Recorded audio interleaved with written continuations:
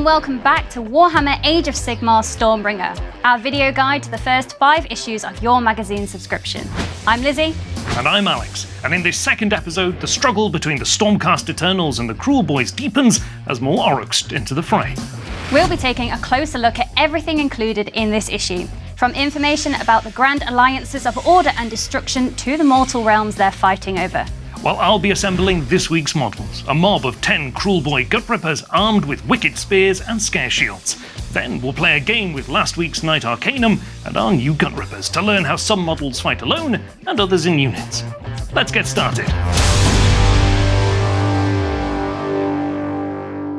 We learned last time that the mortal realms are a group of 8 magical realms, embroiled in a never-ending war for control between the 4 grand alliances of order, chaos, death and destruction.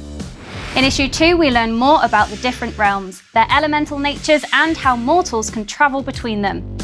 We also get our first glimpse of the hellish realm of chaos, an immaterial 9th realm where gods and demons form from the raw energy of emotions, pilot schemes of conquest and torment. Let's meet some of the factions fighting for the grand alliances of order and destruction. The Stormcast Eternals are joined by the Sylvaneth, vengeful woodland spirits given deadly arboreal forms by the goddess of life, and the Caradron Overlords, mercantile Dwarden explorers with a knack for technology and fleets of airships at their command. Meanwhile, the Cruel Boys link up with the Ironjaws, their bigger, stronger and significantly less subtle cousins, and the cave-dwelling, mushroom-addled Gloomspite Gits. We'll learn more about each of these factions and collect some of their models in future issues. For now, let's meet back up with Alex and your brand new Gutrippers miniatures. Thanks, Lizzie. Gutrippers are the Cruel Boys' foot soldiers, fighting with jagged spears and terrifying scare shields. They're tough and soak up more damage than their patchwork armour would suggest. Many a general has been overwhelmed by a tide of gangly Oryx who can take an arrow to the chest and keep on coming. To get your Gutrippers ready for the battlefield, we must first remove their parts from the sprue, just like we did in the last episode. Grip your clippers firmly, place the tip flush against the component, and apply gentle, even pressure.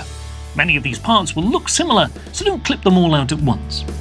There are 10 models to make this time, so remain patient and carefully assemble each model as directed. It's also a good time to check for gaps when they're complete, as a significant space between 2 parts may mean you've used the wrong ones. You'll save yourself a lot of time if you can catch mistakes early. Once the body is complete, attach your models to their bases by finding the large hexagonal hole and inserting the corresponding peg to your liking. While building, pay special attention to the Gutripper boss, whose extravagant helmet marks him out as the leader. This is an important role in future games of Warhammer Age of Sigmar, so make sure he's easily recognisable. With all 10 complete, take a look at the extensive unit profile in the issue, giving you more information on the Gutrippers and allowing you to generate names for each model. We'll be painting your Gutrippers along with the Killer Boss and your Stormcast Eternals in issue 4, when you get your first pots of paint and paintbrush. Until then, let's pit the newcomers against the powerful Knight Arcanum. Before we get stuck into our next battle, called the Hunt, let's talk about armour. Warriors in the mortal realms rarely march to war without some form of protection, be it armour, shields or magical wards, to provide a barrier between enemy weapons and their soft fleshy bits. Do you remember rolling to hit and rolling to wound from your last game? Immediately after a model is wounded, it can roll to see whether the damage has been deflected at the last minute by their armour save. The lighter your armour, the higher the result needed on a d6. This may be the difference between life and death for my Knight Arcanum in the next bout. Although the Cruel Boys have numbers on their side, her heavy armour may keep her safe long enough to cut the Oryx down. To begin, place your battle mat on a flat surface and keep your dice close. Place 3 of the 10 Gutrippers as shown on one side of the field, and the Knight Arcanum in the opposite circle on the other side. This time, when I move my models into the central circle, I move all of the Gutrippers at once. They are a unit, so they move and fight as a single entity and cannot go their own way.